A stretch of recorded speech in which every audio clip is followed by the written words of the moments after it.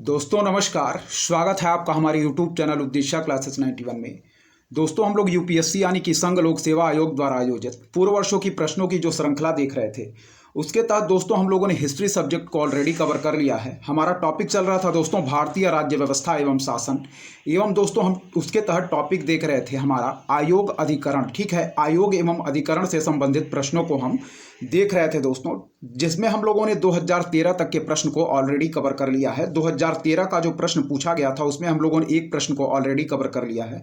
फिर आगे के जो इसमें प्रश्न पूछे गए हैं उसको हम इस वीडियो में कवर करेंगे। ठीक है, 2013 के बाद जो प्रश्न पूछे गए हैं उसको हम इस वीडियो में कवर करेंगे।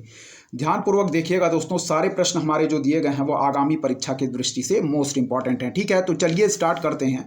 2013 में जो पूछे गए प्रश्न है दोस्तों, हमारा टॉपिक चल रहा था आयोग एवं अधिकरण। ठीक है, चलिए देखेंगे ध्यानपूर्वक। और सब्जेक्ट हम देख रहे थे भारतीय राज्य व्यवस्था एवं शासन। ठीक है, चलिए देखिए 2013 में जो पहला प्रश्न यहाँ पूछा गया है, कह रहा है कि निम्नलिखित में से कौन राष्ट्रीय विकास परिषद की रचना करते हैं। क्या है, निम्नलिखित में से कौन राष्ट्रीय विकास परिषद दोस्तों यानी कि नेशनल डेवलपमेंट काउंसिल की बात कर रहा है कि रचना करते हैं।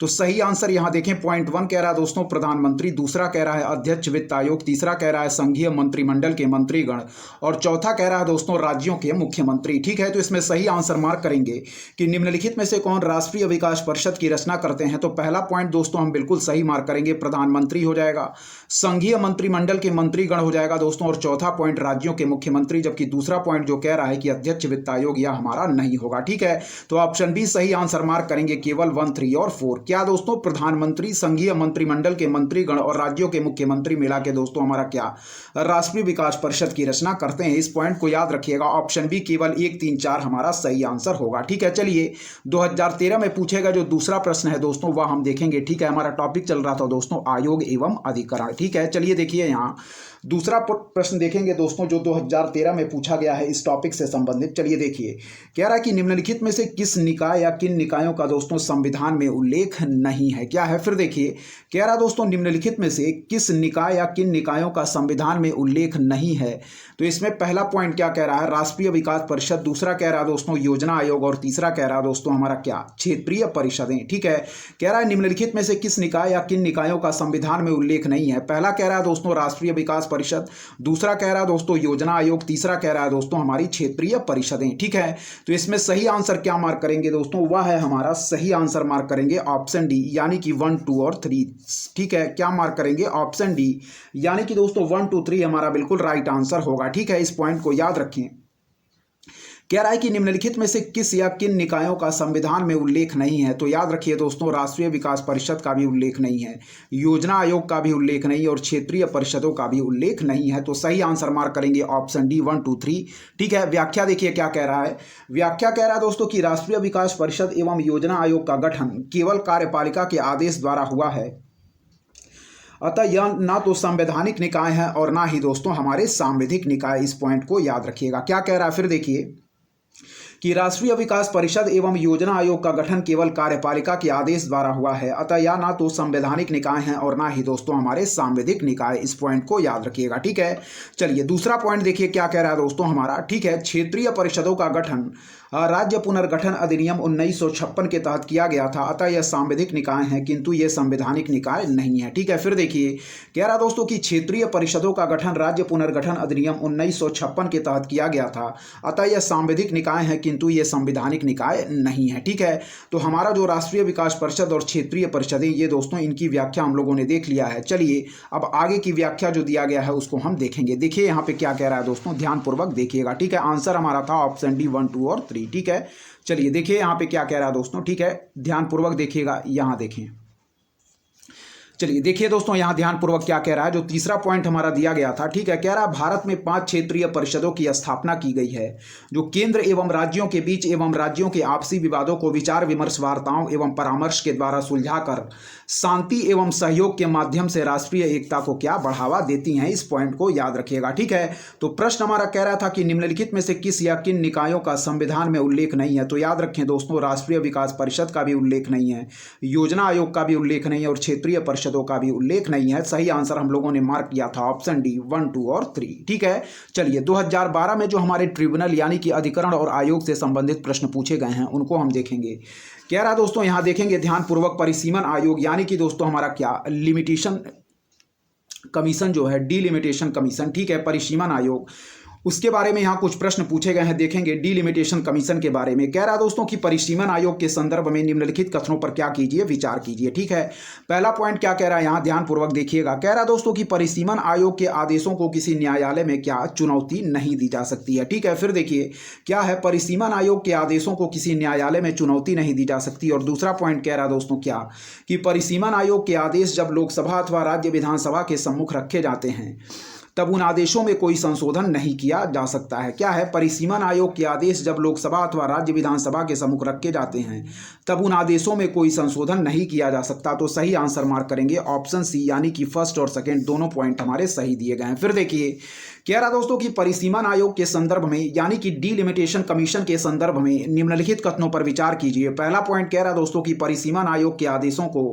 किसी न्यायालय में चुनौती नहीं दी जा सकती है, बिल्कुल सही दिया गया है दोस्तों। दूसरा कह रहा है कि परिसीमन आयोग के आदेश जब लोकसभा अथवा राज्य विधानसभा के सम्मुख रखे जाते हैं तब उन आदेशों में कोई संशोधन नहीं किया जा सकता है। इस पॉइंट को याद रखिएगा, ऑप्शन सी फर्स्ट और सेकंड बिल्कुल राइट आंसर होंगे। ठीक है, परिसीमन आयोग के संदर्भ में जो यहाँ दोनों पॉइंट दिए गए हैं दोनों हमारे राइट हैं और दोनों को हम लोगों ने देख लिया है। ठीक है, चलिए देखेंगे दोस्तों 2012 में जो पूछा गया हमारा दूसरा प्रश्न है उसको हम देखेंगे। यहाँ देखिए क्या कह रहा है। ठीक है, ध्यानपूर्वक देखिए क्या कह रहा है। चलिए देखिए कह रहा दोस्तों कि राष्ट्रीय हरित न्याय अधिकरण यानी कि दोस्तों एनजीटी के बारे में यहाँ बात कर रहा है। देखिएगा नेशनल ग्रीन ट्रिब्यूनल के बारे में। ठीक है, कह रहा दोस्तों कि राष्ट्रीय हरित न्याय अधिकरण अधिनियम 2010 भारतीय संविधान के निम्नलिखित में से कौन सा या से प्रावधान के अनुरूप अधिनियमित हुआ था या हुए थे। ठीक है, चलिए देखिए यहाँ क्या कह रहा है। पहला पॉइंट जो है दोस्तों कह रहा है कि स्वस्थ पर्यावरण के अधिकार के अनुरूप जो अनुच्छेद 21 के अंतर्गत जीवन के अधिकार का अंग माना जाता है। ठीक है, फिर देखिए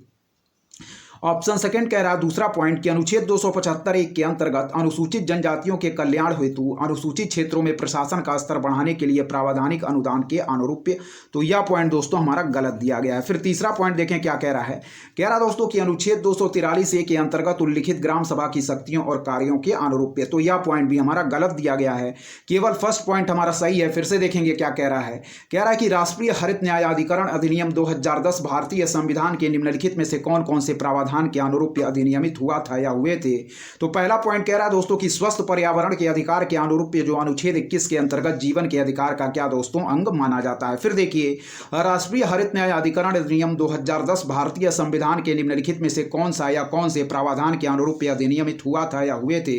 तो पहला पॉइंट कह रहा है कि स्वस्थ पर्यावरण के अधिकार के अनुरूप जो अनुच्छेद 21 के अंतर्गत जीवन के अधिकार का दोस्तों अंग माना जाता है। सेकेंड और थर्ड पॉइंट हमारे गलत दिए गए हैं, पहला पॉइंट हम सही आंसर मार्क करेंगे। ऊपर देखिए इसका आंसर क्या दिया गया है दोस्तों, ध्यानपूर्वक देखते चलिए। सारे प्रश्न दोस्तों हमारी आगामी परीक्षा की दृष्टि से मोस्ट इंपॉर्टेंट हैं, इसलिए सारे प्रश्नों की जो हम लोग हल करते चल रहे हैं उसको ध्यानपूर्वक आप लोग देखते चलें। सही आंसर मार्क करेंगे केवल एक। ठीक है, क्या है सही आंसर मार्क करेंगे दोस्तों केवल एक। ठीक है, यहां देखें भारतीय संविधान के अनुच्छेद 21 के द्वारा दोस्तों प्राण एवं दैहिक स्वतंत्रता के संरक्षण का अधिकार प्रदान किया गया है। क्या है, भारतीय संविधान के अनुच्छेद 21 के द्वारा प्राण एवं दैहिक स्वतंत्रता के संरक्षण का अधिकार प्रदान किया गया है। इसके तहत प्रत्येक सरकार का यह दायित्व बनता है कि वह अपने नागरिकों को स्वस्थ एवं स्वच्छ पर्यावरण क्या कराए दोस्तों, उपलब्ध कराए। ठीक है, पहला पॉइंट देखें क्या कह रहा है। कह रहा है कि उपर्युक्त उद्देश्य की पूर्ति की दिशा में कदम उठाते हुए भारत सरकार ने संसद से राष्ट्रीय हरित अधिकरण अधिनियम 2010 पारित कराया। ठीक है, दूसरा पॉइंट देखें कह रहा है अक्टूबर 2010 में दोस्तों राष्ट्रीय हरित अधिकरण की क्या हुई, स्थापना की गई। दूसरा पॉइंट कह रहा है कि राष्ट्रीय हरित अधिकरण देश में पर्यावरण से संबंधित मामलों के लिए क्या है, उत्तरदायी है। ठीक है, तीसरा पॉइंट देखें क्या कह रहा है कि राष्ट्रीय हरित अधिकरण की मुख्य पीठ नई दिल्ली में है, जबकि 4 अन्य पीठें दोस्तों याद रखें भोपाल में, पुणे में, कोलकाता में और चेन्नई में है। ठीक है, फिर से देखिए राष्ट्रीय हरित अधिकरण की मुख्य पीठ दोस्तों नई दिल्ली में है, जबकि 4 अन्य पीठें भोपाल में, पुणे में, कोलकाता और चेन्नई में है। ठीक है, चलिए 2011 की तरफ बढ़ेंगे दोस्तों। जो पूछे गए प्रश्न हैं हमारे उनको देखेंगे क्या कह रहा है यहाँ, ध्यानपूर्वक देखिए। कह रहा दोस्तों कि भारत के वित्त आयोग के संदर्भ में निम्नलिखित में से कौन सा एक कथन सही है। ठीक है, फिर देखिए यहाँ क्या कह रहा है। कह रहा दोस्तों कि भारत के वित्त आयोग के संदर्भ में यानी कि फाइनेंस कमीशन से संबंधित हमारा निम्नलिखित में से कौन सा स्टेटमेंट सही दिया गया है। तो सही आंसर मार्क करेंगे ऑप्शन डी, इस संदर्भ में उपर्युक्त ए, बी तथा सी कथनों में से कोई भी सही नहीं है। ठीक है, क्या पहला पॉइंट कह रहा है कि वह अवसंरचना विकास हेतु विदेशी पूंजी अंतर प्रवाह प्रोत्साहित करता है, बिल्कुल गलत दिया गया है। कह रहा है कि वह सार्वजनिक क्षेत्र के प्रतिष्ठानों में समुचित वित्त वितरण को सुगम बनाता है, यह भी गलत है। तीसरा कह रहा है कि वह वित्तीय प्रशासन में पारदर्शिता सुनिश्चित करता है, तो यह भी हमारा गलत है। तो हम सही आंसर मार्क करेंगे ऑप्शन डी, यानी कि इस संदर्भ में दोस्तों उपर्युक्त ए, बी तथा सी कथनों में से कोई भी हमारा सही नहीं है। याद रखें, भारत के वित्त आयोग के संदर्भ में निम्नलिखित में से कौन सा एक कथन सही है, तो याद रखें ऑप्शन डी हम बिल्कुल राइट आंसर मार्क करेंगे। ठीक है, चलिए बढ़ेंगे दोस्तों आगे के प्रश्नों की तरफ। सारे प्रश्न हमारे मोस्ट इंपॉर्टेंट हैं, ध्यानपूर्वक देखते चलें। और दोस्तों यदि आपको हमारा कंटेंट पसंद आ रहा है तो हमारे चैनल उद्देश्य क्लासेस 91 को दोस्तों जरूर सब्सक्राइब करें, लाइक करें दोस्तों, अपने दोस्तों के भी शेयर करें और ऐसे ही लगातार पढ़ते रहें दोस्तों। ठीक है, चलिए आगे के प्रश्नों की तरफ हम बढ़ेंगे, देखेंगे आगे के प्रश्न हमारे क्या कह रहे हैं। ध्यानपूर्वक सारे प्रश्नों को देखते चलिए। चलिए दोस्तों, अब हमारा नेक्स्ट टॉपिक स्टार्ट होता है दोस्तों, वह है क्या, अनुसूची और अनुच्छेद, यानी कि दोस्तों शेड्यूल और आर्टिकल। ठीक है, ध्यानपूर्वक देखिएगा, सारे प्रश्न हमारे इस टॉपिक से संबंधित इंपॉर्टेंट हैं। ठीक है, चलिए 2023 में जो पूछा गया प्रश्न है उसको देखेंगे। कह रहा दोस्तों कि निम्नलिखित कथनों पर क्या कीजिए, विचार कीजिए। ठीक है, कह रहा है निम्नलिखित कथनों पर क्या कीजिए, विचार कीजिए। ठीक है, चलिए कथन पढ़ेंगे दोस्तों। कथन एक कह रहा है कि भारत में दैनंदिन जेल प्रशासन के लिए जेलों का अनुरक्षण राज्य सरकारें अपने नियमों और क्या विनियमों से करती हैं। क्या है, कह रहा है भारत में दैनंदिन जेल प्रशासन के लिए जेलों का अनुरक्षण राज्य सरकारें अपने नियमों और विनियमों से करती हैं। ठीक है, कथन दो क्या कह रहा है कि भारत में जेल का नियंत्रण जेल अधिनियम 1894 द्वारा किया जाता है, जिससे जेल का विषय स्पष्ट रूप से प्रांतीय सरकारों के नियंत्रण में रहा है। तो इसका सही आंसर मार्क करेंगे दोस्तों ऑप्शन ए, यानी कि कथन एक और कथन दो दोनों सही है तथा कथन दो कथन एक की क्या दोस्तों सही व्याख्या है। फिर देखिए पढ़ेंगे हम फिर से। कह रहा है कि निम्नलिखित कथनों पर क्या कीजिए दोस्तों, विचार कीजिए। ठीक है, तो ध्यानपूर्वक देखें। पहला कथन कह रहा है कि भारत में दैनंदिन जेल प्रशासन के लिए जेलों का अनुरक्षण राज्य सरकारें अपने नियमों और विनियमों से करती हैं। क्या है, भारत में दैनंदिन जेल प्रशासन के लिए जेलों का अनुरक्षण राज्य सरकारें अपने नियमों और विनियमों से करती हैं। ठीक है, तो कथन एक हमारा सही दिया गया है। दूसरा देखें, कथन दो क्या कह रहा है कि भारत में जेल का नियंत्रण जेल अधिनियम 1894 द्वारा किया जाता है, जिससे जेल का विषय स्पष्ट रूप से प्रांतीय सरकारों के नियंत्रण में रहा है। तो सही आंसर मार्क करेंगे हम कि कथन एक और कथन दो दोनों सही है तथा कथन दो कथन एक की सही व्याख्या है। इस पॉइंट को याद रखिएगा, ऑप्शन ए हमारा बिल्कुल राइट आंसर होगा दोस्तों। ठीक है, चलिए दूसरे नंबर प्रश्न की तरफ बढ़ेंगे जो कि हमारा 2023 में पूछा गया, उसको देखेंगे। यहाँ नीचे देखिए क्या कह रहा है। ठीक है, ध्यानपूर्वक देखें। चलिए देखिए दोस्तों, कह रहा हमारा क्या दूसरा प्रश्न जो है, यहाँ देखिए दूसरा प्रश्न जो कह रहा दोस्तों कि भारत में अनुसूचित क्षेत्र के संदर्भ में यानी कि हमारे जो शेड्यूल एरिया है। ठीक है, देखें यहाँ क्या कह रहा है, भारत में अनुसूचित क्षेत्र के संदर्भ में निम्नलिखित कथनों पर क्या कीजिए, विचार कीजिए। ठीक है, तो पहला पॉइंट देखें क्या कह रहा है किसी राज्य के भीतर किसी क्षेत्र की अनुसूचित क्षेत्र के रूप में अधिसूचना राष्ट्रपति के एक आदेश के माध्यम से होती है दोस्तों। ठीक है, तो इसमें कह रहा है, फिर देखिए यहाँ, किसी राज्य के भीतर किसी क्षेत्र की अनुसूचित क्षेत्र के रूप में अधिसूचना राष्ट्रपति के एक आदेश के माध्यम से होती है। ठीक है, तो इस पॉइंट को याद रखिएगा।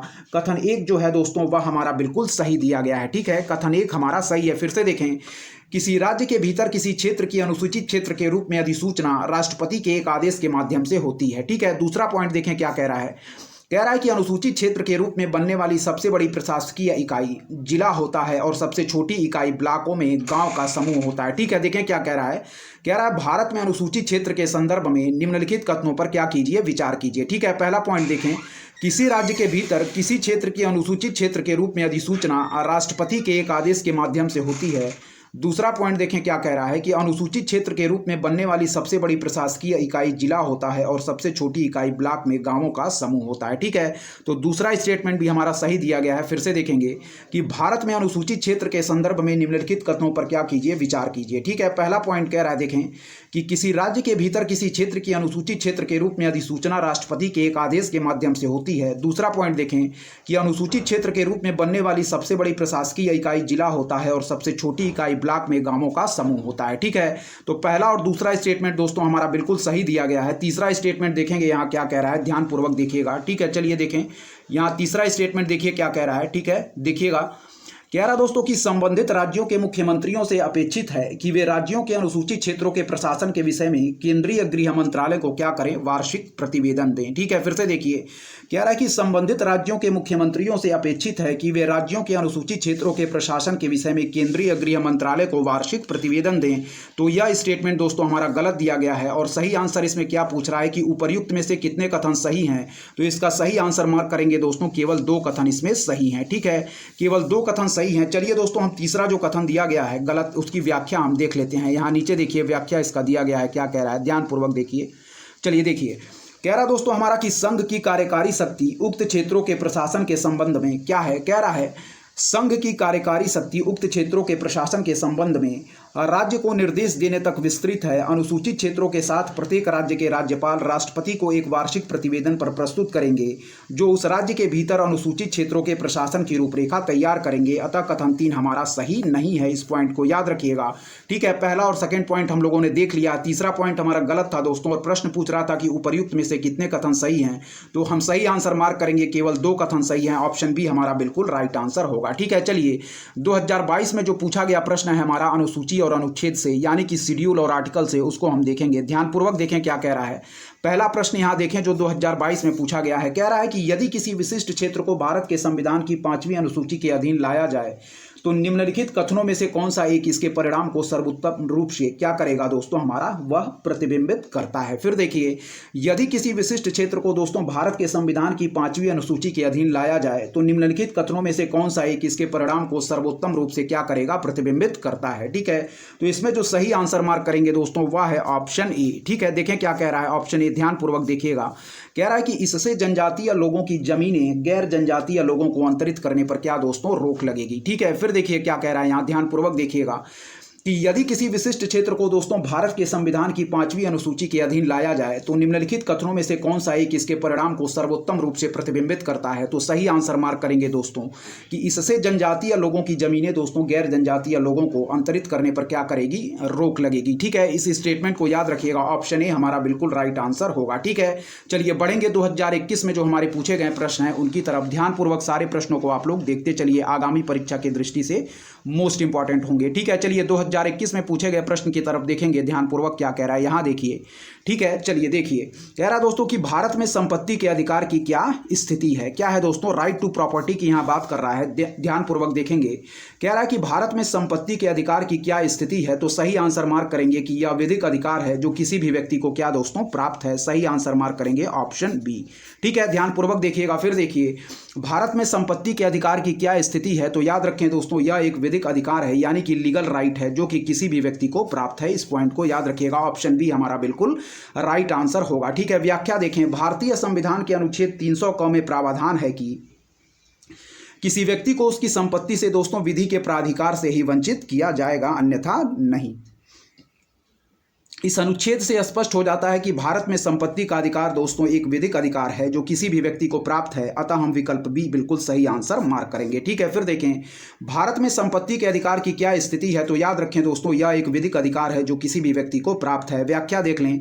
भारतीय संविधान के अनुच्छेद 300 क में प्रावधान है कि किसी व्यक्ति को उसकी संपत्ति से विधि के प्राधिकार से ही वंचित किया जाएगा, अन्यथा नहीं। इस अनुच्छेद से स्पष्ट हो जाता है कि भारत में संपत्ति का अधिकार एक विधिक अधिकार है जो किसी भी व्यक्ति को प्राप्त है। अतः विकल्प बी हमारा बिल्कुल राइट आंसर होगा कि यह एक विधिक अधिकार है जो किसी भी व्यक्ति को प्राप्त है। चलिए 2019 में पूछे गए प्रश्न की तरफ बढ़ेंगे। ध्यानपूर्वक देखें क्या कह रहा है।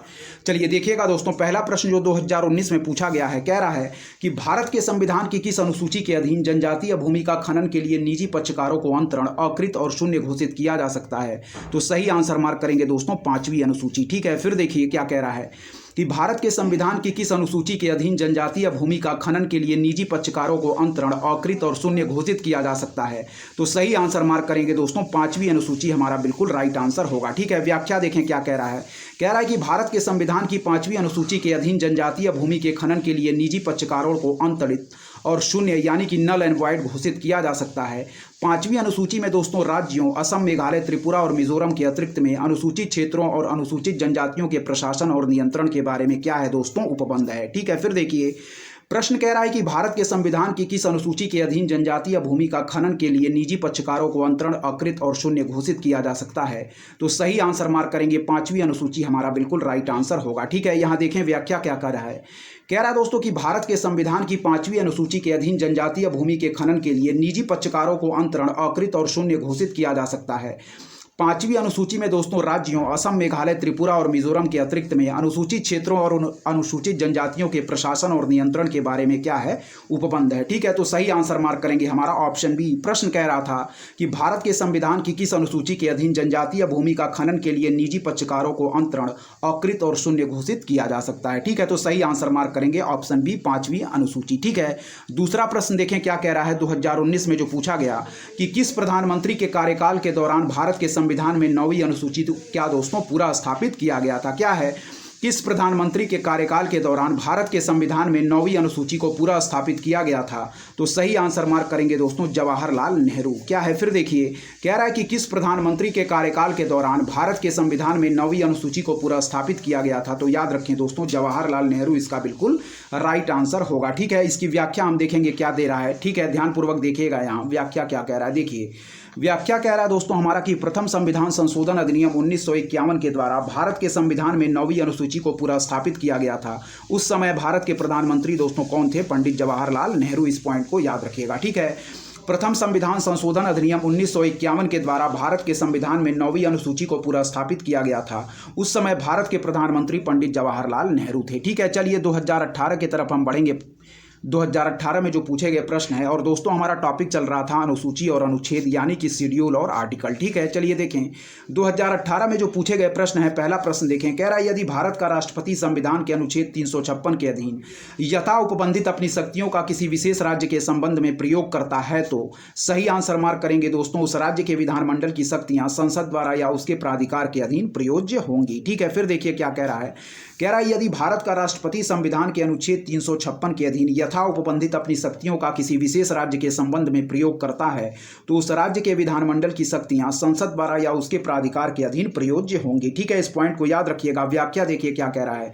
यदि भारत का राष्ट्रपति संविधान के अनुच्छेद 356 के अधीन यथा उपबंधित अपनी शक्तियों का किसी विशेष राज्य के संबंध में प्रयोग करे तो उस राज्य की विधानसभा निलंबित हो सकती है और संसद उस राज्य के लिए राज्य सूची के विषय पर कानून बना सकती है अथवा राष्ट्रपति राज्य सूची के विषय पर अध्यादेश जारी कर सकता है। अतः विकल्प बी हमारा क्या है दोस्तों, सही है। ठीक है, इस पॉइंट को याद रखिएगा। फिर देखिए यदि भारत का राष्ट्रपति संविधान के अनुच्छेद 356 के अधीन यथा उपबंधित अपनी शक्तियों का किसी विशेष राज्य के संबंध में प्रयोग करता है तो ऑप्शन बी सही आंसर मार्क करेंगे उस राज्य के विधानमंडल की शक्तियां संसद द्वारा या उसके प्राधिकार के अधीन प्रयोज्य होंगी। ठीक है, यहां देखें यदि भारत का राष्ट्रपति संविधान के अनुच्छेद 356 के अधीन यथा उपबंधित अपनी शक्तियों का किसी विशेष राज्य के संबंध में प्रयोग करे तो उस राज्य की विधानसभा निलंबित हो सकती है और संसद उस राज्य के लिए राज्य सूची के विषय पर कानून बना सकती है अथवा राष्ट्रपति राज्य सूची के विषय पर अध्यादेश जारी कर सकता है। अतः विकल्प बी हमारा बिल्कुल राइट आंसर मार्क करेंगे। ठीक है, चलिए 2018 में जो पूछा गया दूसरा प्रश्न है उसको देखेंगे क्या कह रहा है।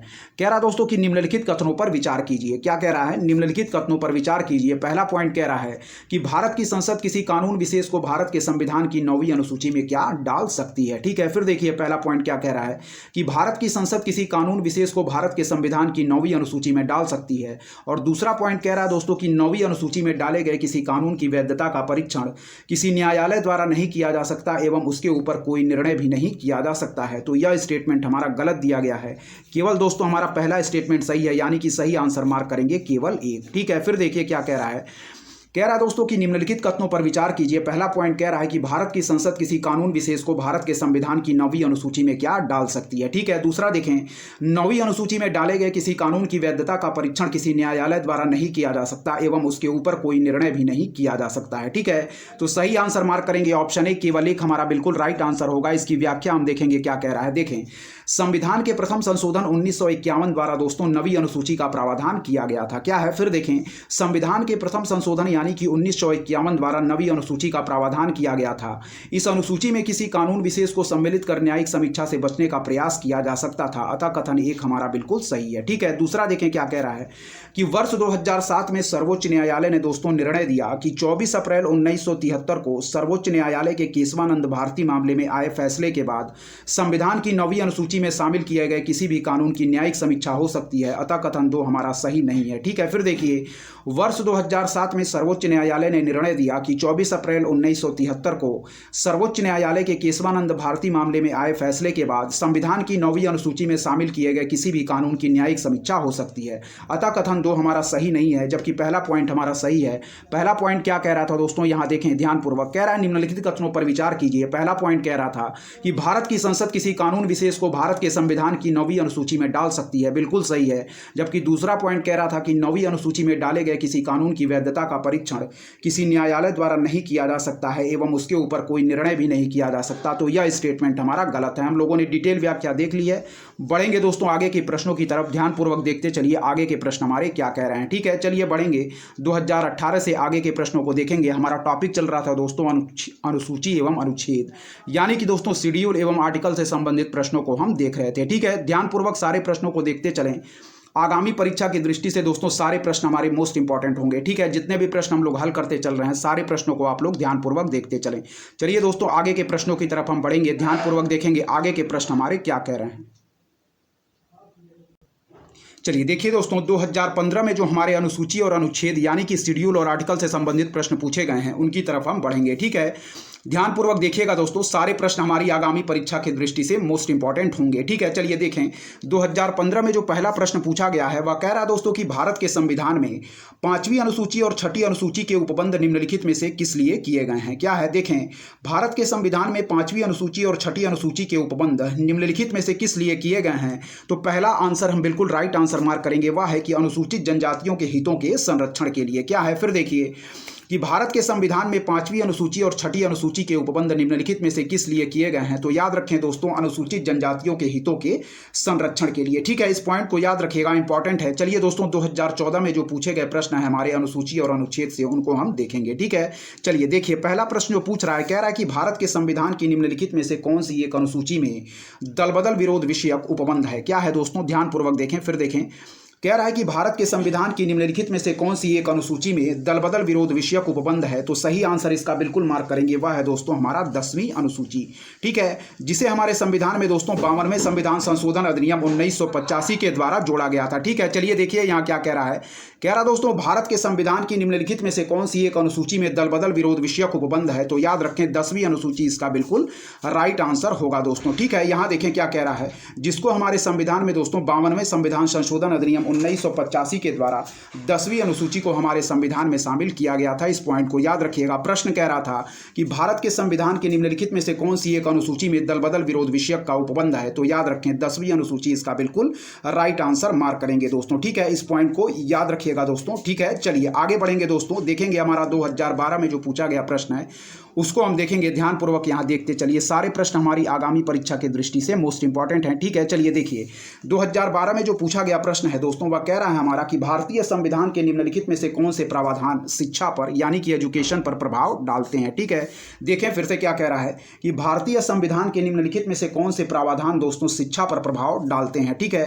तो इसका सही आंसर क्या मार्क करेंगे। देखें पहला पॉइंट कह रहा दोस्तों राज्य की नीति के निदेशक तत्व यानी कि directive principle of state policy. ठीक है, ग्रामीण और शहरी स्थानीय निकाय। ठीक है दोस्तों, यहाँ फिर कह रहा है हमारा 5वीं अनुसूची, फिर कह रहा है दोस्तों 6ठी अनुसूची, फिर कह रहा है दोस्तों हमारा 7वीं अनुसूची। ठीक है, तो इसमें सही आंसर क्या मार्क करेंगे, वह मार्क करेंगे दोस्तों, यहाँ देखें सही इसका आंसर मार्क करेंगे 1 2 3 4 4 5 जो हमारे पांचों पॉइंट दिए गए हैं, पांचों पॉइंट हमारे बिल्कुल सही दिए गए हैं। ठीक है, फिर देखें भारतीय संविधान के निम्नलिखित में से कौन से प्रावधान दोस्तों शिक्षा पर एजुकेशन पर प्रभाव डालते हैं। तो राज्य की नीति के निदेशक तत्व भी बिल्कुल सही होगा, ग्रामीण और शहरी स्थानीय निकाय भी होगा, 5वीं अनुसूची, 6ठी अनुसूची और 7वीं अनुसूची। ठीक है, तो सही आंसर मार्क करेंगे दोस्तों 1 2 3 4 और 5 हमारे बिल्कुल सही आंसर होंगे दोस्तों। ठीक है, याद रखिए। चलिए दोस्तों आगे के प्रश्नों की तरफ हम बढ़ेंगे, देखेंगे आगे के प्रश्न हमारे क्या कह रहे हैं। ठीक है, नेक्स्ट टॉपिक हमारा स्टार्ट होगा, देखिएगा यहाँ ध्यानपूर्वक क्या कह रहा है। ठीक है, नेक्स्ट टॉपिक की तरफ हम बढ़ेंगे। सारे प्रश्न इंपॉर्टेंट है दोस्तों आगामी परीक्षा की दृष्टि से, इसलिए ध्यानपूर्वक सारे प्रश्नों को आप लोग देखते चलें। ठीक है, देखें यहाँ क्या कह रहा है।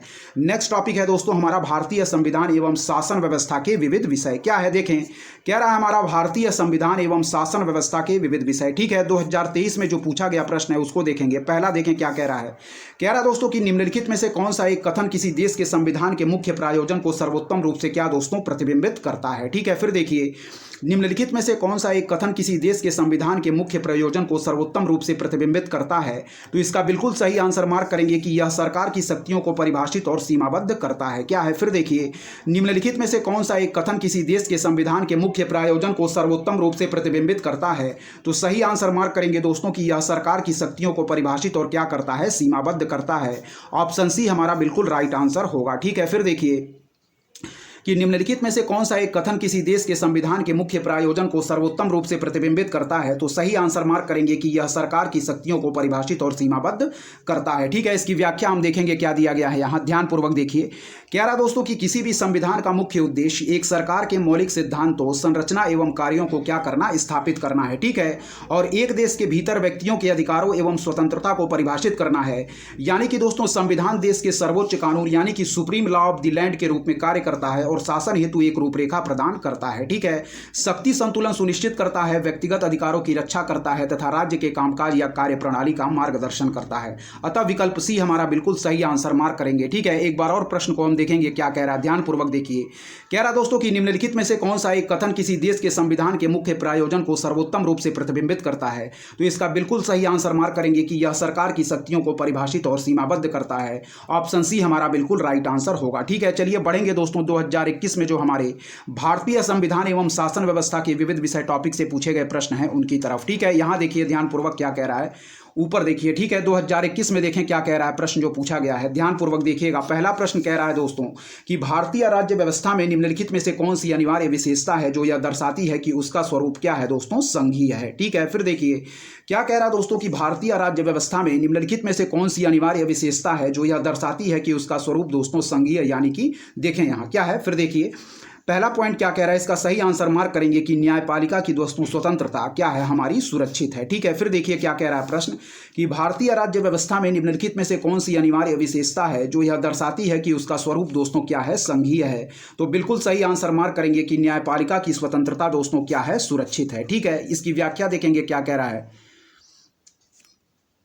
कह रहा दोस्तों कि संघवाद की अनिवार्य विशेषताओं की बात की जाए तो इसके अंतर्गत दोस्तों संघ व राज्य के बीच शक्तियों का स्पष्ट क्या है? संवैधानिक विभाजन है। ठीक है, लिखित कठोर एवं सर्वोच्च क्या है दोस्तों? संविधान है।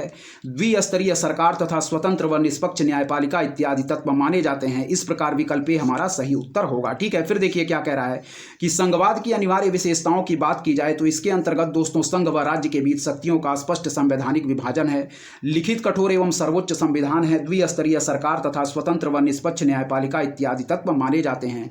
इस प्रकार हमारा विकल्प ए बिल्कुल सही उत्तर होगा। ठीक है, चलिए आगे की व्याख्या जो दी गई है, कह रहा है कि उल्लेखनीय है कि संघीय विधायिका में संगठक इकाइयों के निर्वाचित प्रतिनिधि होना संघीय राज्य व्यवस्था का लक्षण तो है परंतु यह अनिवार्य नहीं है। ठीक है, साथ ही केंद्रीय मंत्रिमंडल में क्षेत्रीय पार्टियों के निर्वाचित प्रतिनिधि होना व मूल अधिकार न्यायालयों द्वारा प्रवर्तनीय होना राज्य व्यवस्था के संघीय स्वरूप की अनिवार्य विशेषताओं से प्रत्यक्ष संबंध नहीं है। ठीक है, तो हम लोगों ने व्याख्या देख लिया था। प्रश्न हमारा कह रहा था दोस्तों क्या, यहां देखें, फिर देखें, कह रहा है कि भारतीय राज्य व्यवस्था में निम्नलिखित में से कौन सी अनिवार्य विशेषता है जो यह दर्शाती है कि उसका स्वरूप संघीय है? तो सही आंसर मार्क करेंगे ऑप्शन ए, यानी कि न्यायपालिका की स्वतंत्रता क्या है दोस्तों? सुरक्षित है। ठीक है, इस पॉइंट को याद रखिएगा। चलिए आगे बढ़ेंगे, जो कि 2021 में हमारा पूछा गया प्रश्न है उसको देखेंगे। देखें यहाँ क्या कह रहा है, कह रहा दोस्तों कि निम्नलिखित में से कौन सा राज्य शब्द को सर्वोत्तम रूप से क्या करता दोस्तों? परिभाषित करता है। ठीक है, देखें निम्नलिखित में से कौन सा राज्य शब्द को सर्वोत्तम रूप से परिभाषित करता है? तो सही आंसर मार्क करेंगे दोस्तों ऑप्शन ए। पढ़ेंगे हम क्या दिया गया है, कह रहा है कि व्यक्तियों का एक समुदाय जो बिना किसी बाह्य नियंत्रण के एक निश्चित भूभाग में अस्थायी रूप से निवास करता है और जिसकी एक संगठित क्या है दोस्तों? सरकार है। ठीक है, फिर देखिए निम्नलिखित में से कौन सा राज्य शब्द को यानी कि स्टेट शब्द को सर्वोत्तम रूप से परिभाषित करता है? तो याद रखें दोस्तों, व्यक्तियों का एक समुदाय जो बिना किसी बाह्य नियंत्रण के एक निश्चित भूभाग में अस्थायी रूप से निवास करता है और जिसकी एक क्या है? संगठित सरकार है। ठीक है, इस पॉइंट को याद रखिएगा। फिर देखेंगे क्या कह रहा है, ध्यानपूर्वक देखें कि निम्नलिखित में से कौन सा राज्य शब्द को सर्वोत्तम रूप से परिभाषित करता है? तो याद रखें दोस्तों, व्यक्तियों का एक समुदाय जो बिना किसी बाह्य नियंत्रण के एक निश्चित भूभाग में अस्थायी रूप से निवास करता है और जिसकी क्या है दोस्तों? एक संगठित सरकार है। इस पॉइंट को याद रखिएगा, ऑप्शन ए हम बिल्कुल राइट आंसर मार्क करेंगे और बढ़ेंगे दोस्तों आगे के प्रश्नों की तरफ। ठीक है, ध्यानपूर्वक सारे प्रश्नों को देखते चले। आगामी परीक्षा की दृष्टि से दोस्तों सारे प्रश्न हमारे मोस्ट इंपॉर्टेंट साबित होंगे। ठीक है, इसलिए सारे प्रश्नों को आप लोग ध्यानपूर्वक देखते चले। चलिए बढ़ेंगे आगे के प्रश्नों की तरफ देखेंगे आगे के प्रश्न हमारे क्या कह रहे हैं, ठीक है। क्योंकि यूपीएससी में दोस्तों प्रश्न तो नहीं लेकिन फैक्ट जरूर हमारे रिपीट करते हैं, इसलिए सारे फैक्ट जो हम लोग प्रश्नों में हल करते चल रहे हैं उनको आप लोग ध्यानपूर्वक देखते चले। चलिए आगे बढ़ेंगे, देखेंगे आगे के प्रश्न हमारे क्या कह रहे हैं। चलिए देखिए दोस्तों, ठीक है, यहां देखिएगा तीसरा प्रश्न जो हमारा पूछा गया है, ठीक है, यहां देखें। कह रहा दोस्तों कि निम्नलिखित में से कौन सा कारक किसी उदार लोकतंत्र में स्वतंत्रता की क्या है सर्वोत्तम सुरक्षा को नियत करता है। क्या है, देखें, निम्नलिखित में से कौन सा कारक किसी उदार लोकतंत्र में स्वतंत्रता की सर्वोत्तम सुरक्षा को क्या दोस्तों नियत करता है। तो इसका सही आंसर मार्क करेंगे शक्तियों का पृथक्करण, ठीक है। फिर देखें क्या कह रहा है, कह रहा है कि निम्नलिखित में से कौन सा कारक किसी उदार लोकतंत्र में स्वतंत्रता की सर्वोत्तम सुरक्षा को क्या दोस्तों नियत करता है, ठीक है। तो सही आंसर मार्क करेंगे शक्तियों का पृथक्करण, ठीक है। फिर से देखें, निम्नलिखित में से कौन सा कारक किसी उदार लोकतंत्र में स्वतंत्रता की सर्वोत्तम सुरक्षा को नियत करता है। तो याद रखें दोस्तों शक्तियों का पृथक्करण, ठीक है। व्याख्या देखें क्या कह रहा है, कह रहा है कि किसी उदार लोकतंत्र में दोस्तों स्वतंत्रता की सर्वोत्तम सुरक्षा के लिए यह अनिवार्य है कि शक्तियों का क्या हो दोस्तों सेंट्रलाइजेशन यानी कि केंद्रीकरण ना हो, ठीक है। उल्लेखनीय है दोस्तों कि शक्तियों के पृथक्करण को यदि शासन का आधार बनाया जाता है तो राज्य की विधायी कार्यपालिका व न्यायिक शक्तियों का उपयोग पृथक पृथक संस्थाओं द्वारा स्वायत्त रूप से किया जाता है और इसमें न्यायपालिका स्वतंत्र होती है, जिससे शासन व्यवस्था के किसी एक अंग द्वारा स्वतंत्रता पर आघात किए जाने की स्थिति में अन्य अंग नागरिकों की स्वतंत्रता के संरक्षण के लिए क्या दोस्तों आगे आते हैं। इस प्रकार शक्तियों के पृथक्करण के माध्यम से उनके केंद्रीकरण की प्रवृत्ति को हतोत्साहित किया जाता है तथा इससे ही स्वतंत्रता की सर्वोत्तम रक्षा की जा सकती है। अतः विकल्प डी हम बिल्कुल सही आंसर मार्क करेंगे। एक बार और प्रश्न को देखें, निम्नलिखित में से कौन सा कारक किसी उदार लोकतंत्र में स्वतंत्रता की सर्वोत्तम सुरक्षा को नियत करता है। तो याद रखें दोस्तों शक्तियों का पृथक्करण, ठीक है, यानी कि दोस्तों डिसेंट्रलाइजेशन ऑफ पावर। इस पॉइंट को याद रखिएगा। चलिए चौथा प्रश्न जो पूछा गया इस टॉपिक से उसको देखेंगे क्या कह रहा है, ध्यानपूर्वक देखें दोस्तों, ठीक है। 2021 में ये सारे प्रश्न हमारे पूछे गए हैं, ठीक है। चलिए देखिए चौथा प्रश्न कह रहा दोस्तों कि हमने ब्रिटिश मॉडल पर आधारित संसदीय लोकतंत्र को अपनाया है किंतु हमारा मॉडल उस मॉडल से किस प्रकार भिन्न है, ठीक है। फिर देखिए क्या प्रश्न कह रहा है, ध्यानपूर्वक सुनिएगा। चलिए देखिए कह रहा दोस्तों कि हमने ब्रिटिश मॉडल पर आधारित संसदीय लोकतंत्र को यानी कि दोस्तों क्या है पार्लियामेंट्री लोकतंत्र को अपनाया है किंतु हमारा मॉडल क्या है दोस्तों उस मॉडल से किस प्रकार भिन्न है, ठीक है। तो पहला पॉइंट कह रहा है कि जहां तक विधि निर्माण का संबंध है दोस्तों ब्रिटिश संसद सर्वोपरि क्या है अथवा संप्रभु है, किंतु भारत में दोस्तों संसद की विधि निर्माण की शक्ति क्या है परिसीमित है, ठीक है। फिर देखिए भारत में दूसरा पॉइंट कह रहा है क्या, यहां ध्यानपूर्वक देखिएगा कि भारत में संसद के किसी अधिनियम के संशोधन की संवैधानिकता से संबंधित मामले उच्चतम न्यायालय द्वारा संविधान पीठ को भेजे जाते हैं, ठीक है। तो इसमें सही आंसर मार्क करेंगे, फर्स्ट और सेकंड पॉइंट दोनों सही दिए गए हैं। और एक बार और प्रश्न को हम देखेंगे। फिर देखें कि हमने ब्रिटिश मॉडल पर आधारित संसदीय लोकतंत्र को अपनाया है किंतु हमारा मॉडल उस मॉडल से किस प्रकार भिन्न है। तो पहला पॉइंट कह रहा है कि जहां तक विधि निर्माण का संबंध है दोस्तों ब्रिटिश संसद हमारा क्या है सर्वोपरि अथवा संप्रभु है, क्या है।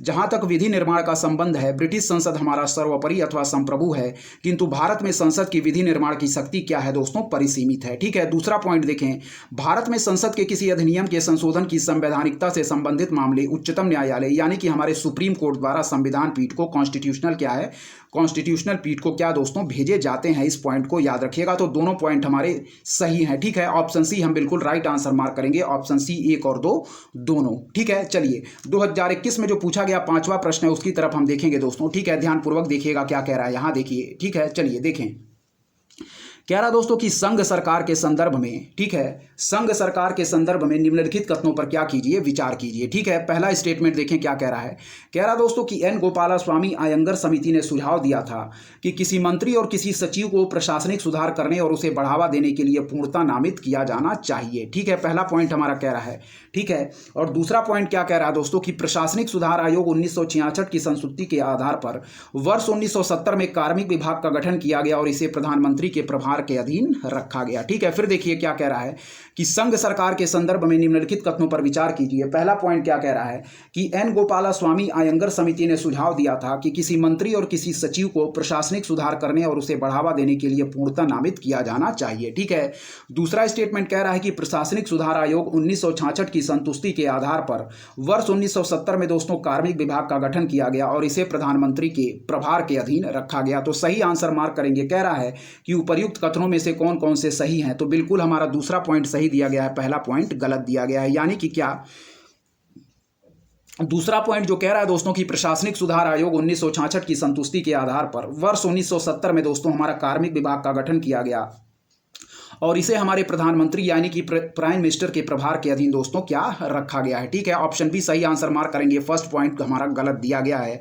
ठीक है, और चलिए व्याख्या इसकी हम देख लेंगे क्या दिया गया है, ध्यानपूर्वक देखिएगा। ठीक है, चलिए देखिए व्याख्या क्या कह रहा है। यहाँ देखें, कह रहा दोस्तों कि एन गोपाला स्वामी अयंगर ने 1950 में केंद्र सरकार की मशीनरी का पुनर्गठन नामक रिपोर्ट में मंत्रालयों के समूहीकरण, कर्मियों की क्षमताओं में सुधार तथा organisation and methods O&M division के कामकाज से संबंधित सिफारिश की थी।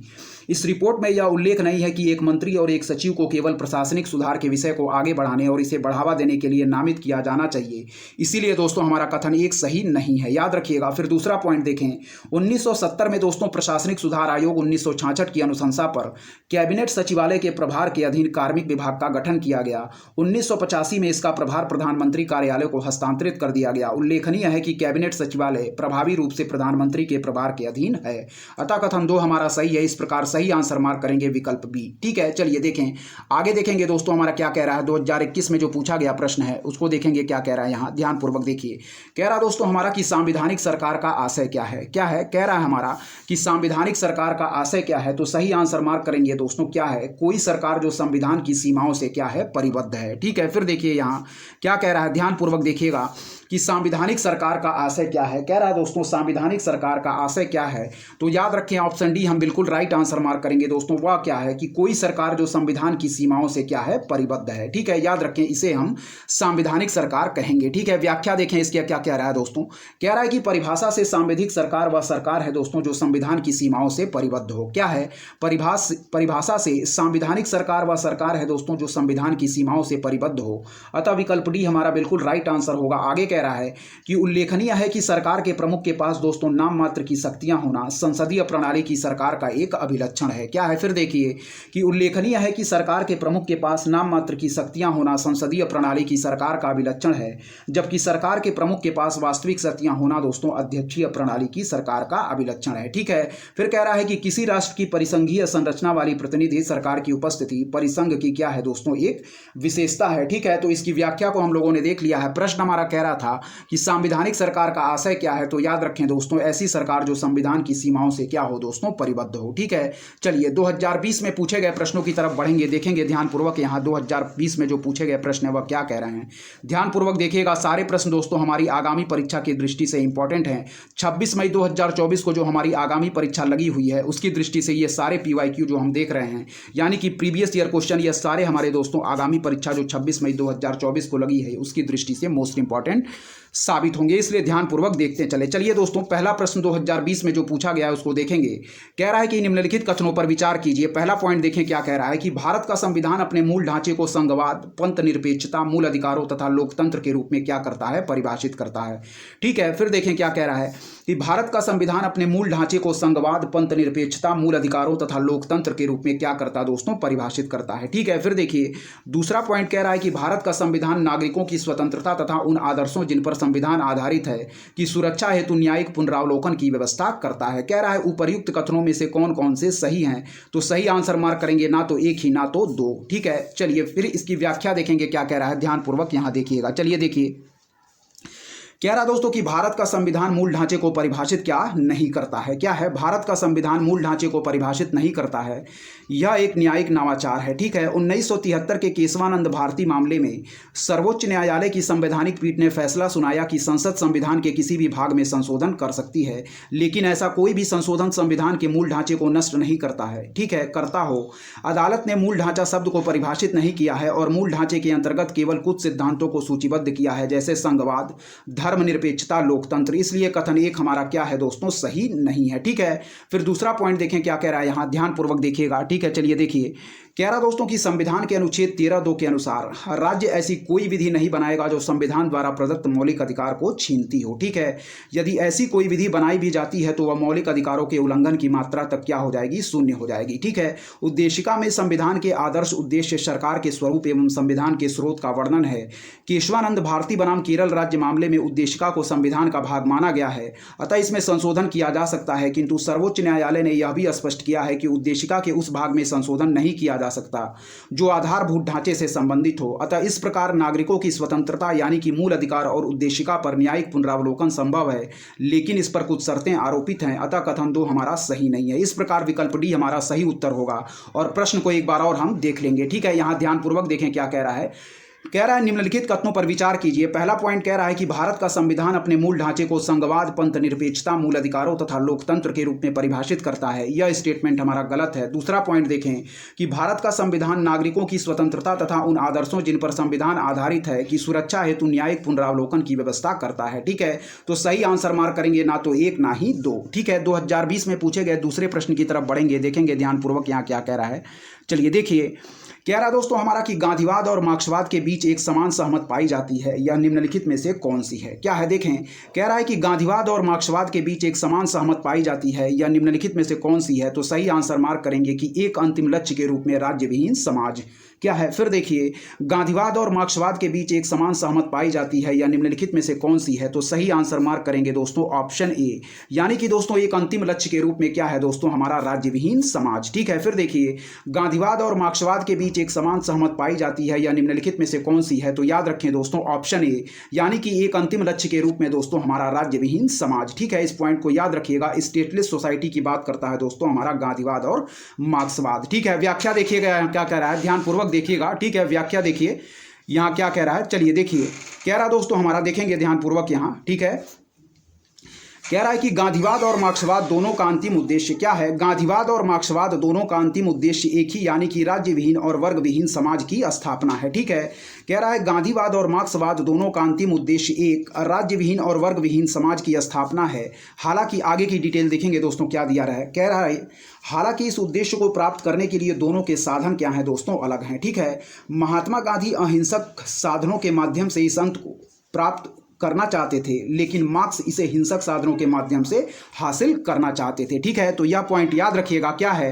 कह रहा है कि गांधीवाद और मार्क्सवाद के बीच एक समान सहमत पाई जाती है, या निम्नलिखित में से कौन सी है? तो याद रखें एक अंतिम लक्ष्य के रूप में दोस्तों राज्य विहीन समाज। ठीक है, व्याख्या ध्यानपूर्वक देखेंगे कि गांधीवाद और मार्क्सवाद दोनों का अंतिम उद्देश्य दोस्तों एक राज्य विहीन और वर्ग विहीन समाज की स्थापना है। ठीक है, कह रहा है हालांकि इस उद्देश्य को प्राप्त करने के लिए दोनों के साधन क्या है दोस्तों? अलग अलग हैं। यहां ध्यानपूर्वक देखिएगा क्या कह रहा है। चलिए देखें, कह रहा है दोस्तों कि प्राप्त करने के लिए दोनों के साधन हमारे क्या हैं? अलग हैं। महात्मा गांधी दोस्तों अहिंसक साधनों के माध्यम से इस अंत को प्राप्त करना चाहते थे, लेकिन मार्क्स इसे हिंसक साधनों के माध्यम से हासिल करना चाहते थे, इसलिए विकल्प ए दोस्तों हमारा सही है। ठीक है, प्रश्न क्या कह रहा था कि गांधीवाद और मार्क्सवाद के बीच एक समान सहमत पाई जाती है, या निम्नलिखित में से कौन सी है? तो याद रखिएगा दोस्तों एक अंतिम लक्ष्य के रूप में क्या है? हमारा राज्य विहीन समाज। हम लोगों ने बिल्कुल सही आंसर मार्क किया था। यहाँ प्रश्न को एक बार देख लें दोस्तों क्या कह रहा है, देखिए यहाँ पे। ठीक है, देखिए कह रहा है कि गांधीवाद और मार्क्सवाद के बीच एक समान सहमत पाई जाती है, या निम्नलिखित में से कौन सी है? तो याद रखें दोस्तों एक अंतिम लक्ष्य के रूप में राज्य विहीन समाज। इस पॉइंट को याद रखिएगा। ठीक है, चलिए 2020 में जो पूछा गया हमारा तीसरा प्रश्न है उसको देखेंगे दोस्तों। ध्यानपूर्वक देखिए यहाँ क्या कह रहा है, देखिएगा। कह रहा है दोस्तों कि निम्नलिखित कथनों पर क्या कीजिए? विचार कीजिए। निम्नलिखित कथनों पर विचार कीजिए। ठीक है, पहला पॉइंट क्या कह रहा है कि आधार यानी कि दोस्तों मेटा डाटा को 3 महीने से अधिक संग्रहित नहीं रखा जा सकता है। क्या है? फिर देखिए, निम्नलिखित कथनों पर विचार कीजिए। आधार दोस्तों यानी कि मेटा डाटा को 3 महीने से अधिक संग्रहित नहीं रखा जा सकता। ठीक है, दूसरा पॉइंट कह रहा है दोस्तों कि राज्य निजी नियमों यानी कि कारपोरेशन से आधार डेटा को साझा करने के लिए कोई अनुबंध नहीं कर सकता है। क्या है? राज्य निजी निगमों से आधार डेटा को साझा करने के लिए कोई अनुबंध नहीं कर सकता है। ठीक है, तीसरा पॉइंट क्या कह रहा है कि आधार बीमा उत्पादों को प्राप्त करने के लिए अनिवार्य है। चौथा क्या कह रहा है दोस्तों कि आधार भारत की संचित निधि से हित लाभ प्राप्त करने के लिए अनिवार्य है। तो इसमें सही आंसर मार्क करेंगे ऑप्शन बी, केवल सेकंड और फोर्थ। ठीक है, फिर देखिए कह रहा है निम्नलिखित कथनों पर विचार कीजिए। पहला पॉइंट कह रहा है कि आधार हमारा मेटा डाटा को 3 महीने से अधिक संग्रहित नहीं रखा जा सकता है। क्या है? आधार मेटा डाटा को दोस्तों 3 महीने से अधिक संग्रहित नहीं रखा जा सकता है, तो यह स्टेटमेंट हमारा गलत दिया गया है। ठीक है, दूसरा कह रहा है कि राज्य दोस्तों निजी निगमों यानी कि कारपोरेशन से आधार डेटा को साझा करने के लिए कोई अनुबंध नहीं कर सकता, तो यह स्टेटमेंट हमारा बिल्कुल सही दिया गया। पहला स्टेटमेंट गलत है। तीसरा देखें क्या कह रहा है दोस्तों कि आधार बीमा उत्पादों को प्राप्त करने के लिए अनिवार्य है, तो यह भी स्टेटमेंट हमारा गलत दिया गया है। और चौथा स्टेटमेंट कह रहा है कि आधार भारत की संचित निधि से हित लाभ प्राप्त करने के लिए क्या है दोस्तों? अनिवार्य है। तो हमारा सेकंड और फोर्थ स्टेटमेंट बिल्कुल सही है। ऑप्शन बी केवल 2 और 4। इसकी व्याख्या हम देख लेते हैं। ठीक है, यहां देखें क्या कह रहा है कि दोस्तों आधार भारतीय विशिष्ट पहचान प्राधिकरण, ठीक है, यानी कि दोस्तों UIDAI unique identification development authority of India बोलते हैं दोस्तों हम लोग UIDAI को। ठीक है, कह रहा है कि आधार भारतीय विशिष्ट पहचान प्राधिकरण द्वारा दी जाने वाली क्या है, एक विशिष्ट पहचान है दोस्तों। इस पॉइंट को याद रखिएगा। इसमें व्यक्ति के नाम, पता, आयु, जन्मतिथि के साथ साथ फिंगरप्रिंट एवं आंखों की स्कैनिंग शामिल होते हैं। क्या है कि आधार हमारा भारतीय विशिष्ट पहचान प्राधिकरण यानी कि दोस्तों unique identification development authority of India द्वारा दी जाने वाली क्या है, एक विशिष्ट पहचान है। इसमें व्यक्ति के नाम, पता, आयु, जन्मतिथि के साथ साथ फिंगरप्रिंट एवं आंखों की स्कैनिंग शामिल होते हैं। ठीक है, पहला पॉइंट क्या कह रहा है, ध्यान पूर्वक देखें। कह रहा है कि आधार मेटा डाटा को 6 माह से अधिक संग्रहित नहीं किया जा सकता, इसलिए हमारा कथन एक सही है। पहला पॉइंट क्या कह रहा है, कथन एक सही नहीं है। पहला पॉइंट हमारा प्रश्न में कह रहा था कि आधार मेटा डाटा को 3 महीने से अधिक संग्रहित नहीं रखा जा सकता है, जबकि यहां देखें क्या कह रहा है कि आधार मेटा डाटा को दोस्तों 6 माह से अधिक संग्रहित नहीं किया जा सकता, अतः कथन एक हमारा सही नहीं है। ठीक है, दूसरा पॉइंट देखें दोस्तों क्या कह रहा है। कह रहा है दोस्तों कि सर्वोच्च न्यायालय के दिशा निर्देश के अनुसार राज्य हमारा निजी निगमों से आधार डेटा को साझा करने के लिए अनुबंध नहीं कर सकता है, अतः कथन 2 हमारा बिल्कुल क्या है दोस्तों, सही है। फिर देखिए कि सर्वोच्च न्यायालय के दिशा निर्देश के अनुसार राज्य हमारा दोस्तों निजी निगमों से क्या कर सकता है, आधार डेटा को साझा करने के लिए अनुबंध नहीं कर सकता है। इस पॉइंट को याद रखिएगा। ठीक है, तीसरा पॉइंट देखें क्या कह रहा है। कह रहा है कि बीमा उत्पादों को प्राप्त करने के लिए आधार अनिवार्य नहीं है, इसीलिए हमारा कथन 3 क्या है दोस्तों, सही नहीं है। ठीक है, फिर देखें कि बीमा उत्पादों को प्राप्त करने के लिए आधार हमारा क्या है दोस्तों, अनिवार्य नहीं है। इस पॉइंट को याद रखिएगा। ठीक है, चौथा पॉइंट देखें। कह रहा है कि भारत की संचित निधि से हितलाभ के संबंध में आधार हमारा क्या है, अनिवार्य है। ठीक है, देखें कि भारत की संचित निधि से दोस्तों हितलाभ के संबंध में आधार हमारा क्या है, अनिवार्य है, अतः कथन 4 हमारा सही है। ठीक है, तो सही आंसर हम लोगों ने मार्क किया था। ठीक है, एक बार और चारों पॉइंट को देखेंगे। कह रहा है कि आधार मेटा डाटा को 6 माह से अधिक संग्रहित नहीं किया जा सकता, इसीलिए हम लोगों ने कथन 1 को गलत मार्क किया था। ठीक है, फिर दूसरा पॉइंट देखें कि सर्वोच्च न्यायालय के दिशा निर्देश के अनुसार दोस्तों राज्य निजी निगमों से आधार डेटा को साझा करने के लिए अनुबंध नहीं कर सकता है। ठीक है, फिर देखें तीसरा कि बीमा उत्पादों को प्राप्त करने के लिए आधार अनिवार्य नहीं है, अतः कथन 3 हमारा सही नहीं है। ठीक है, फिर देखें हमारा चौथा पॉइंट कि भारत की संचित निधि से हितलाभ के संबंध में आधार अनिवार्य है, अतः कथन 4 हमारा सही है। तो हम लोगों ने सही आंसर मार्क किया था, केवल सेकंड और फोर्थ। इस पॉइंट को याद रखिएगा। ठीक है, चलिए आगे बढ़ेंगे दोस्तों। आगे के प्रश्न हमारे क्या कह रहे हैं, ध्यानपूर्वक देखें।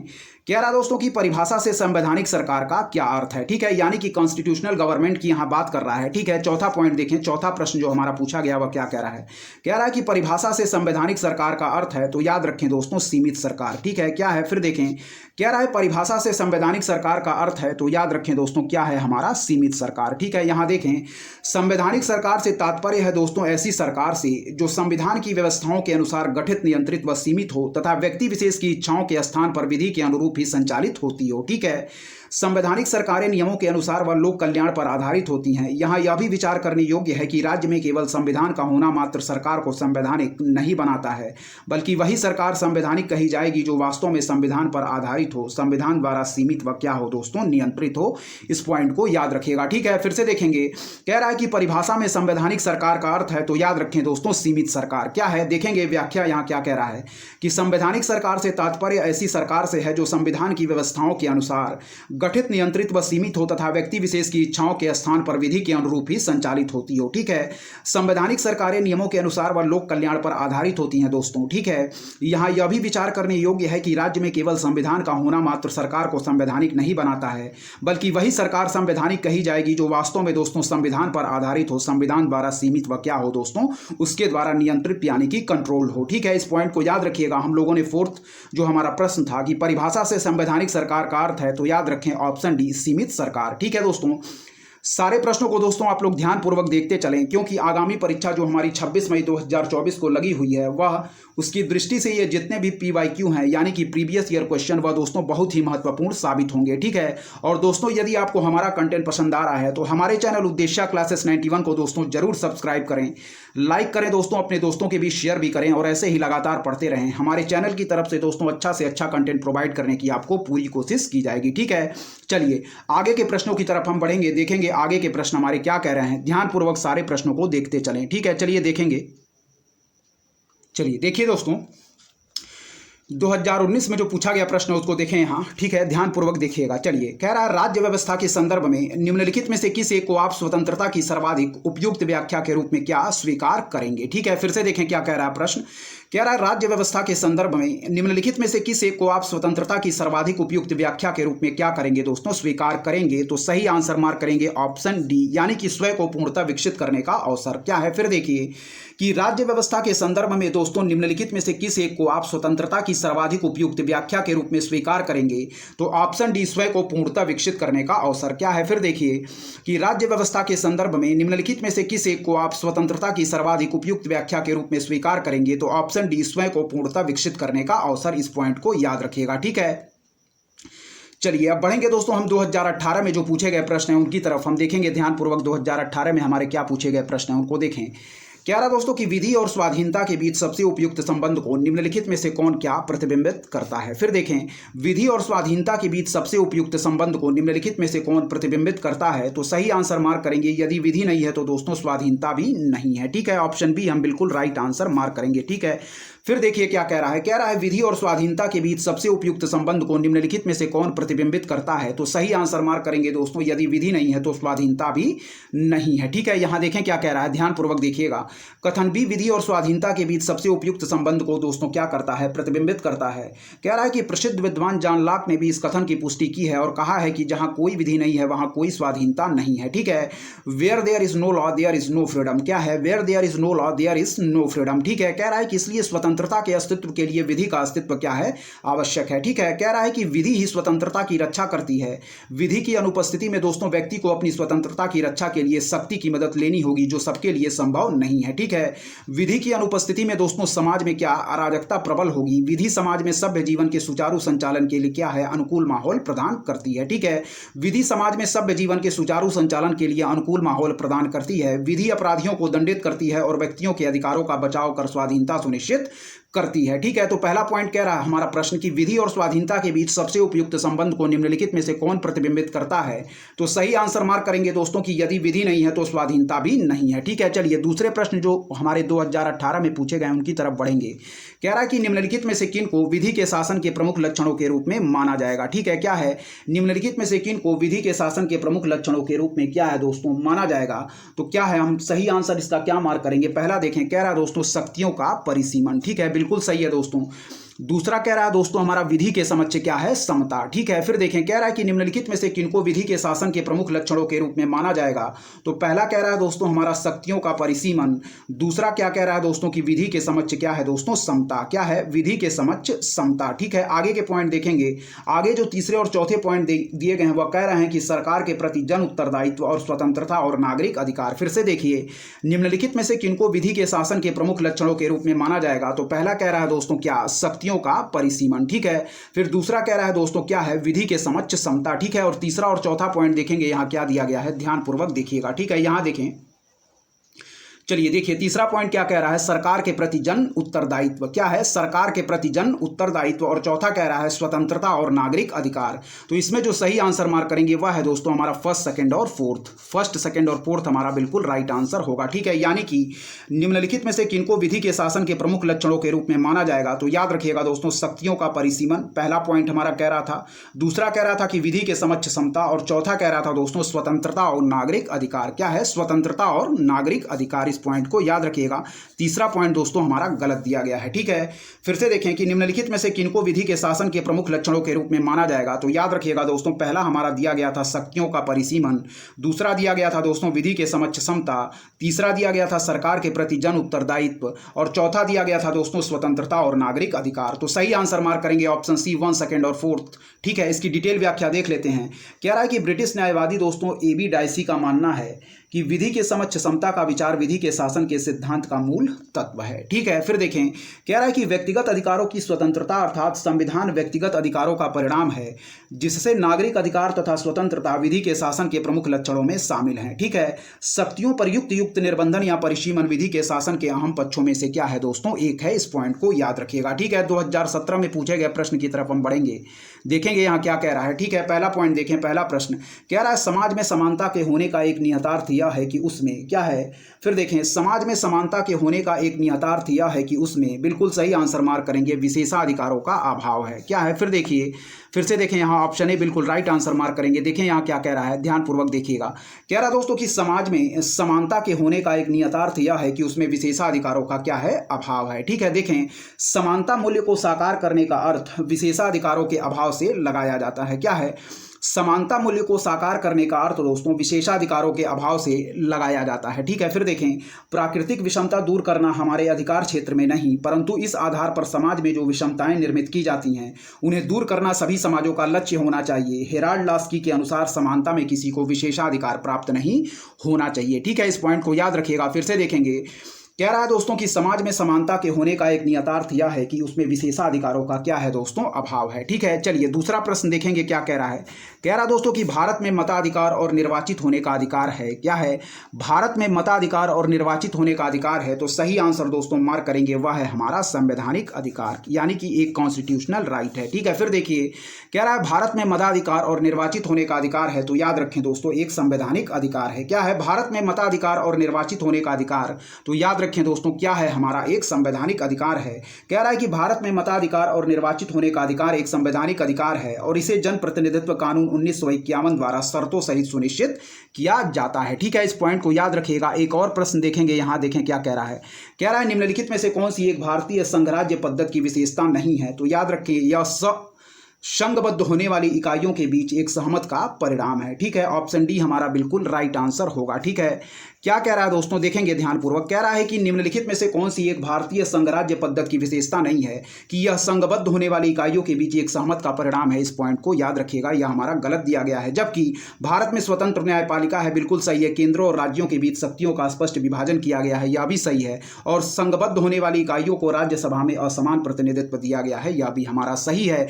इस वीडियो में दोस्तों यहीं तक रखते हैं। इसके बाकी बचे हुए पार्ट को हम लोग अगली वीडियो में कवर करेंगे। और दोस्तों यदि आपको हमारा कंटेंट पसंद आ रहा है तो हमारे चैनल उद्देश्य क्लासेस 91 को सब्सक्राइब करें, लाइक करें, अपने दोस्तों के बीच शेयर करें और ऐसे ही लगातार पढ़ते रहें। तब तक के लिए धन्यवाद। जय हिंद, जय